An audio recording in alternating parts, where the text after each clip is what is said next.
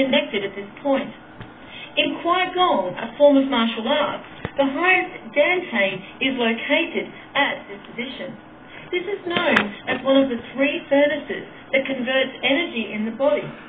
In this dantian, the spiritual Shen energy is converted into Wuji, the infinite space of void.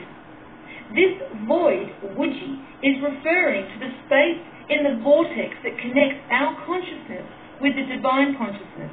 And this is why we see that the heart and third eye pineal gland are connected. For as shown in the previous videos, the heart is the other vortex that also connects us to God. Finally, we see this connection to God consciousness, Orion, and the number 13, also shown in an unusual artifact found in Ecuador in the 1980s. The artifact was made of a very ancient black stone, and etched upon it was 13 levels of bricks leading up to an eye. When the artifact was put under a UVA light, these etchings illuminated. Even more interesting, on the bottom of the pyramid, there were also symbols etched into it, as well as gold inlays representing Orion's belt. This conclusion of the inlays equating to Orion's belt is also shared by the well-respected researcher Klaus Donner. When the symbols on the bottom were translated by a German linguist, Kurt Schildmann, he said they were a very early pre-Sanskrit language, and what they translated to was the Son of the Creator comes. So now we have a clear representation in the artifact of the illumination of Orion and the divine twin souls represented by the sun, which also equates to Jesus and Mary Magdalene. And this illumination of the divine souls is an illumination of that part of the divine within us all. This is the end of part 1 of number 8 in the Mystery Teachings series. In part 2, we will look further into the information being unlocked within the symbols and numbers connected to the chariot card and ancient Egyptian number key. We will also uncover a connection to the numbers and symbols related to these chakras and the esoteric knowledge of the Freemasons.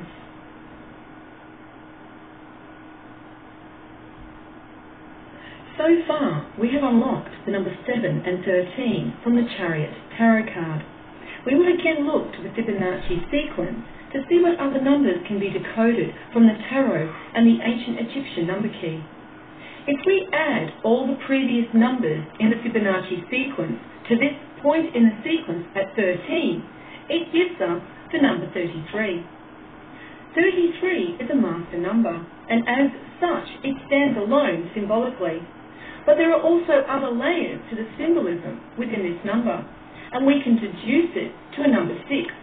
However, let's first look at the number 33 and what this number is telling us symbolically. Number 33 is symbolic of the twin souls, as each soul is a trinity and represented by 3. For each has a part of their twin soul within, as well as the divine. So even though every soul is part of this trinity, every soul is also a trinity. Like the number 13, the number 33 is situated at the third eye crown chakra on the ancient Egyptian number key. And as discussed before, this is symbolic for the gateway between the consciousness of the ethereal soul and divine consciousness.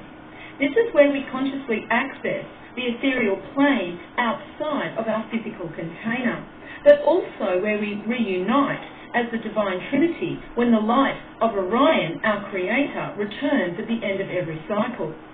However, as we have seen in the previous videos, it is through the illumination of the heart where this access through this gateway to the divine is granted. When we look at the symbolism of the Freemasons, we also see a connection to this information and the number 33. On one of the most important symbols of the Freemasons, depicting the highest degree you can reach within their secret organization, we see a double-headed eagle symbolizing the male and female twin souls, rising to meet God consciousness, and then being crowned with the 33 shown above at the third eye crown chakra. The double-headed eagle is also sometimes represented as the double-headed phoenix, and in this drawing by Jesuit priest Athanasius Kircher, he clearly shows the double-headed eagle is representing the male and female divine twin souls. The double-headed eagle is symbolic for their illumination and rising up like the phoenix from their physical form upon the light of Orion returning. The number 33 appears many times in Scripture and is connected to Jesus and his crucifixion, which happened at the age of 33. This crucifixion of Jesus, spoken of in Scripture, is symbolic of the death of the physical container when the divine male twin soul reunites with God consciousness at the end of the cycle of the soul. For just as we experience a cycle of death and resurrection on the material plane in our physical bodies, there is also a cycle of death and resurrection of our ethereal body in a larger cycle on the ethereal plane. And just as Jesus was crucified and resurrected, many people don't know that Mary also died and was resurrected 3 days later. This is known by the Church as the Assumption of Mary. And when we look at the death and resurrection story of Mary, we see there is also a connection to the number 33. In Uruguay, there is a very holy and sacred Baroque carving of Mary, and it is called the Virgin of the 33. The Virgin of the 33 is a 36 centimetre high statue of the Assumption of the Virgin. The Assumption of Mary, like the crucifixion of Jesus, is symbolic for the death of the physical container of the divine female twin soul upon being reunited with God consciousness. So we have a direct connection to death, resurrection, and the number 33, shown to be repeatedly related to both the divine male and female twin souls, Jesus and Mary Magdalene. We also see this related in verse Exodus 33:3.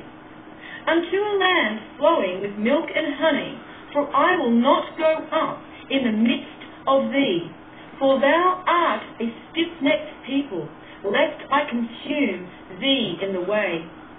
The land flowing with milk and honey is the pure land mentioned previously in the Tibetan Buddhism.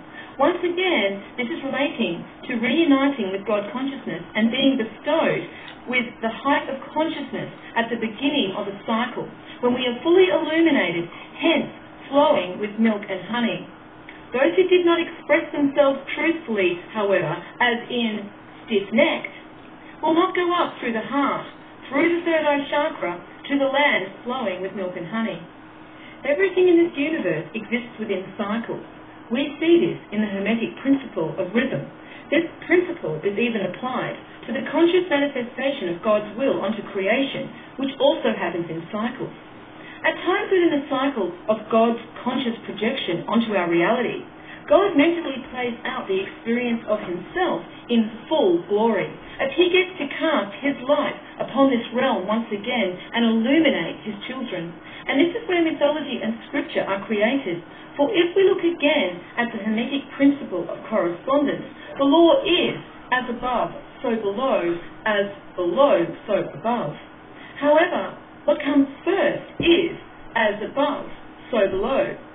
So this is showing that as above is symbolic for the divine influence that is reflected towards us, and we are then a reflection of this divine influence back onto itself and each other, as we all have a part of the divine within us.